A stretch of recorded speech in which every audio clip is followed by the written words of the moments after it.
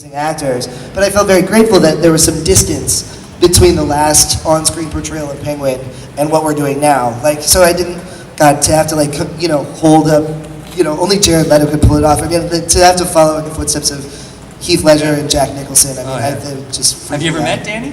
I have not yet, except it's just driving me crazy because he's in my world now. He's I've maintained, I'm very close with Carol Kane still. And she and Danny are best friends. They go all the way back to Taxi together. Right, yeah. And so she tells me all about him all the time. I'm like, God, can you just like look it up? Jeez Louise. That's awesome. Awesome. How are you? Okay, so going back to the Adam West era, Yes. have you ever thought, like, on set, just as a joke, just get the top hat, get the cane, start going, wah, wah, wah, wah, just to mess with them, like, Penguin to the set, please, and just come out like your old counterpart from the Adam West era? Oh my God, I would love it. Yeah, that'd be amazing. I mean, we actually, when I went in for the fitting, my first costume fitting for the second season, we had two new costume designers coming in, and they had pulled a top hat, and I saw it on the shelf, and I was so excited. But then, as like, you know, they introduced that idea to Bruno and Danny, and Bruno and Danny felt that we're not quite there yet. So yeah, but someday it's still on the shelf. I mean, someday it'll be on my head, hopefully. It's waiting for you. Yes, it is. Soon. Yes, yeah, it's like covet that well, hat. you kind of broke the internet when Ben McKenzie for Halloween played old Jim's Gordon. Did you see what he dressed up as old Jim's Gordon? Yeah, I went to that party with That is so much fun. When you see you guys loving the roles and loving your job so much that you'll do fun stuff like that, it shows you care. It's a great thing. I don't know how one couldn't care being in a show like this, but yeah. All right. How you doing? Hey, Jim. How's it going? Old Frain. All right, seeing you now. Yeah. Anyway, so while filming, this is a question for both of you.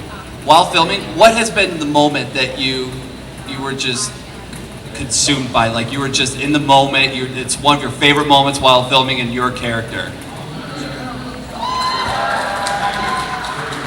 Well, so I would say, and you're dressed as Jim Gordon, so it's appropriate, in the pilot, when he walks me down to the end of the pier, that day was one of it is crystallized in my mind. I know it was the day when I felt my entire life change in one day, and I felt like the enormity of what we were doing, and I also just, it was a profound moment. I sort of stepped outside of my body. I was like looking down at the scene, just being like, how the hell did I get here? You know, this is so amazing. And then also just my connection with Ben in that moment was, he was just so wonderful and kind and trustworthy and all of the things you want in a scene partner. So that was the moment for me. Very good. I found it. Yes.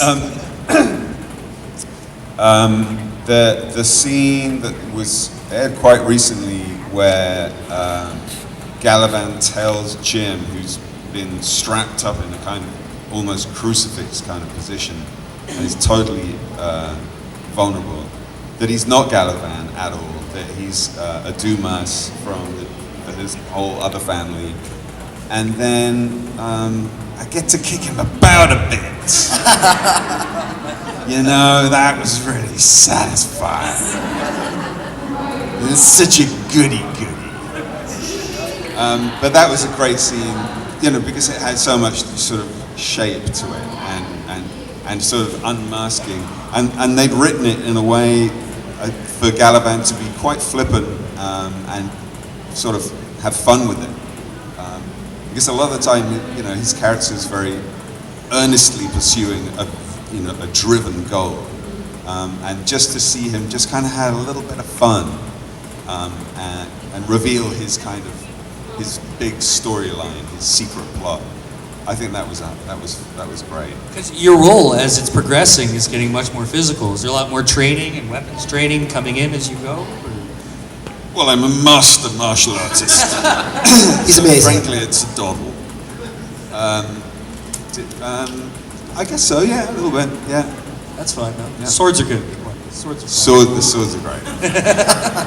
We learned swords, so I went to drama school in England. We learned swordplay for 3 years because a lot of plays with swords in. And I'm like, I don't think I'm ever going to need this.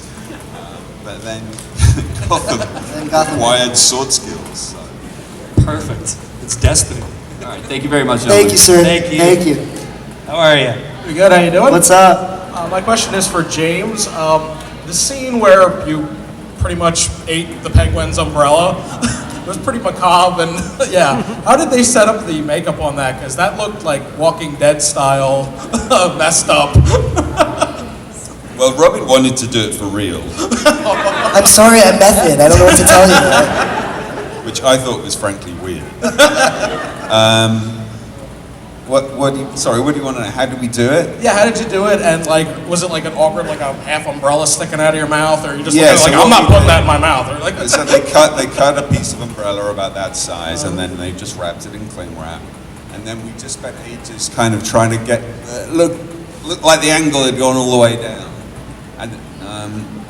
and then that's all I remember it.